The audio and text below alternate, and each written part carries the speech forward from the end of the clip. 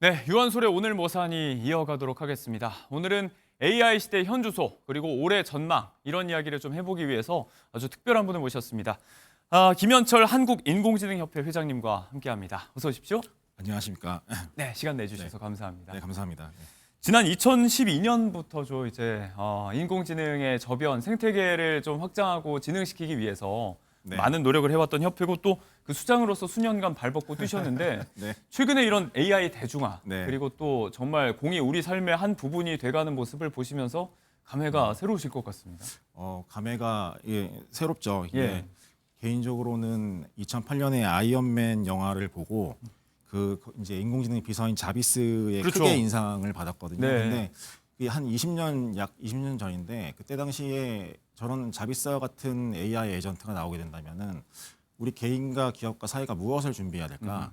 그리고 나도 저런 걸 만들어 보고 싶다 이렇게 이제 생각을 하고 있었던 예. 시절이 있었습니다. 근데 그런 공상의 영역이 공학의 영역까지 넘어오면서 이제 대중화라는 영역까지 이제 넘어오고 있는데 그거를 이제 체감을 하게 되니까 이게 두려움도 있고 포비아도 예. 있고 이제 가능성에 대한 어떤 그런 희망도 같이 존재하고 있는 그런 상황 안에서의 감회인 것 같고 예.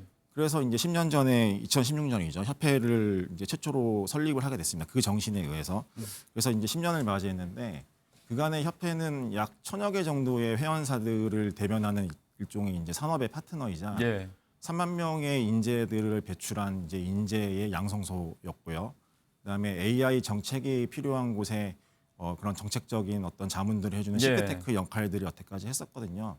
근데 그 중에서 이제 오래 접어들면서 이제 상대적으로 수도권에 비해서 AI에 대한 어떤 정보라든지 인프라에 소외되어 있는 그런 지자체들이 예. 협회를 좀 많이 찾아주세요. 그런데 이제 지자체들이 가지고 있는 어떤 특화되어 있는 산업군들이 있고 자체적인 어떤 대학이라든지 그런 시민 인프라들이 예. 있는데 이제 협회 같은 경우에는 그런 지자체들의 어떤 특수성과 어떤 특화성을 조금 더 AI를 통해 가지고 이제 고도화시켜주는 AX 사업들을 지자체분들과 같이 논의들을 많이 예. 하고 있거든요.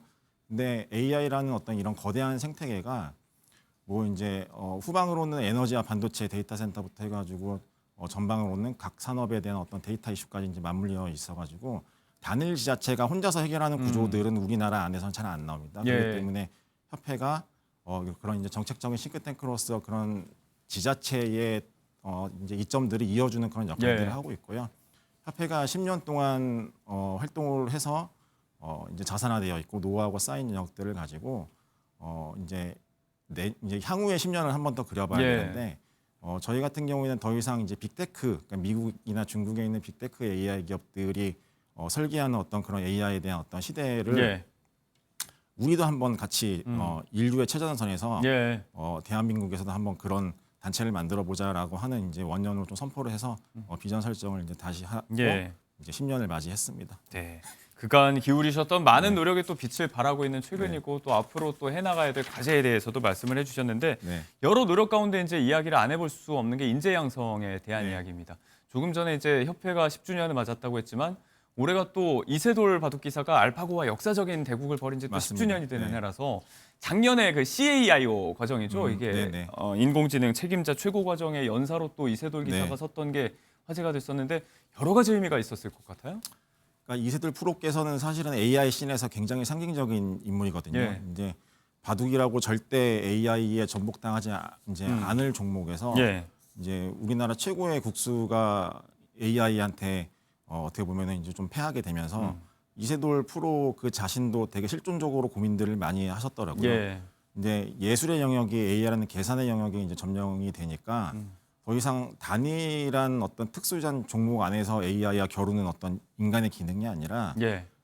조금 더 게임을 설계하는 쪽으로 인간의 기능을 한번 역할대로 옮겨보자라고 이제 자기 자신이 좀 인사이트를 얻으셨던 것 같아요. 공동 설계자가 돼야 한다. 네네. 그러니까 AI와 맞서서 어떻게 보면은 계산적인 능력과 혹은 지적인 영역에서 맞서려 하지 말고 예. 인간은 어떤 창의적인 능력이 있고 뭔가 설계하는 능력이 있으니까 자기 자신이 또 어떻게 보면은 처음으로 알파고 모먼트라고 해서 바둑이 AI에 의해서 이제 점령을 당하는 예. 그런 것들을 맞이했는데 앞으로 모든 어떤 산업군과 분야에서 예. 알파고 모먼트를 맞이할 거라고 그 이제 예측을 하고 메시지를 각계 전달하고 계세요. 이제 네. 그런 메시지가 협회의 어떤 이제 최고의 과정, CAI의 최고의 과정을 만들게 된 어떤 의미와도 부합에 대해서 모셨는데 예. CAIO라는 것 자체는 사실상 인공지능에 대한 최고 책임자인데 예. AI를 네이티브로 하고 있는 기술 기업 입장에서는 사실은 CAIO가 그렇게 필요가 없습니다. 기술이 네. 내재화가 되어 있으니까.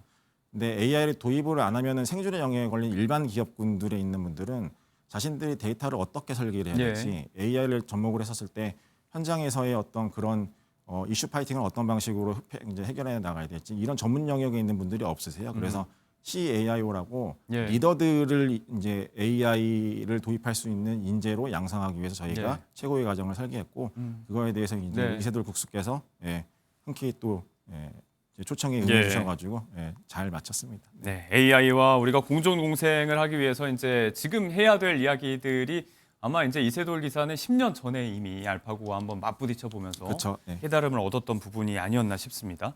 AI가 정말 우리 삶에 이제 밀접하게 파고들면서 많은 것들이 바뀌었죠. 그 중에 하나가 오히려 미래 기술을 통해서 과거의 것들을 좀 생생하게 들여다볼 수 있게 됐다라는 부분인데 네네.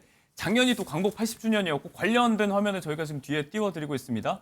한 통신사 광고가 화제였어요. 네. 유관순 열사 등의 이제 독립운동가들이 되살아나서 애국가를 함께 합창하는 모습이 또 많은 분들에게 뭉클함을 줬는데 네. 이 제작 과정에 참여하셨잖아요. 감회가 또 다르셨을 것 같아요.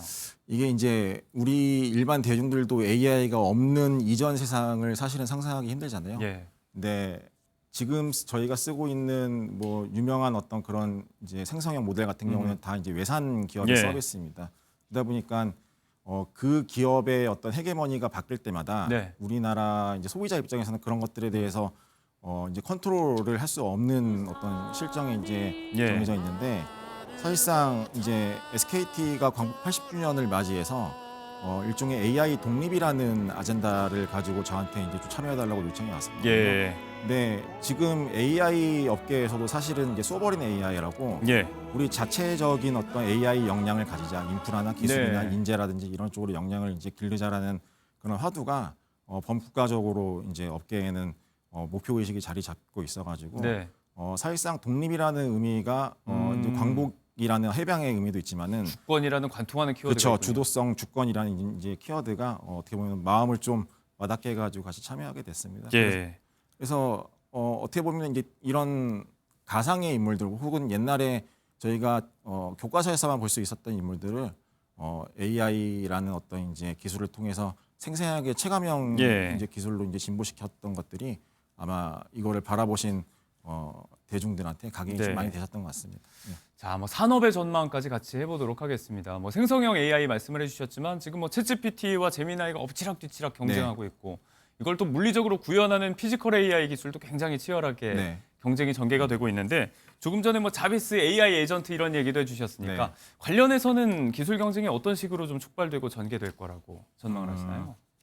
사실상 이게 이제 미국과 중국이 끌어가는 AI에 대한 어떤 그런 프론티어 영역이 있고 예. 이제서는 우리나라가 작년에 어떻게 보면 AI 3대 강국이라는 어떤 그런 큰 국가적인 목표를 가지고 정책을 설계를 하고 예산을 이제 집행하는 이제 네. 원년이 되어 있거든요. 그러다 보니까 AI R&D 예산만 8조 가까이 잡혀져 있습니다. 예. 이제 우리나라 같은 경우에는 그간의 어떤 인프라와 재원이 없어가지고 경쟁력을 확보하기 힘들었던 이제 스타트업이나 중소기업들이 이제 정부가 어떻게 보면은 이런 마중물을 대줌으로써 여러 가지 형태의 기술 경쟁들을 이제 해줘야 되는데 사실은 우리나라 같은 경우에는 이 AI를 학습시키고 추론하는 어떤 예. 그런 단계에서 반드시 HBM이라는 어떤 이제 고성능 메모리가 필요한데 이런 공급망에 SK 하이닉스나 삼성 반도체가 들어가 있으니까 그렇게 해서 이제 메모리 반도체 쪽은 사실은 굉장히 이제 진행이 될 거라고 발전될 거라고 이제 예. 또 생각이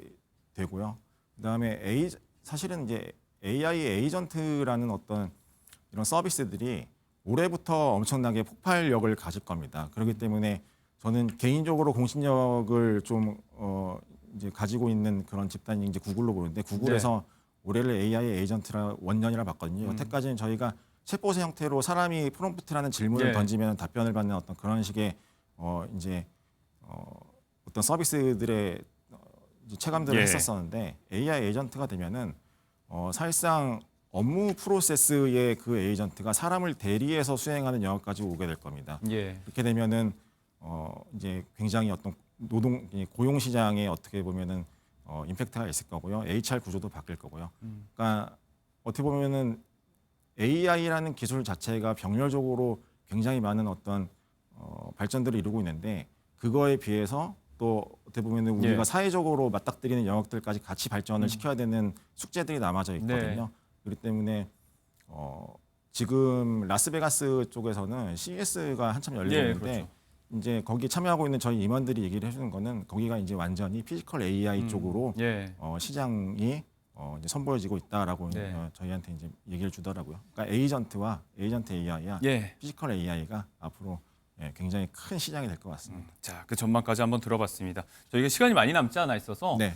끝으로 AI 협회장으로서 네. 앞으로 AI는 어디까지 갈 수 있을지 그리고 그거에 대응하기 위해서 우리는 어떤 걸 갖춰야 될지 짧게 당부의 한 말씀도 좀 주시면 좋겠습니다.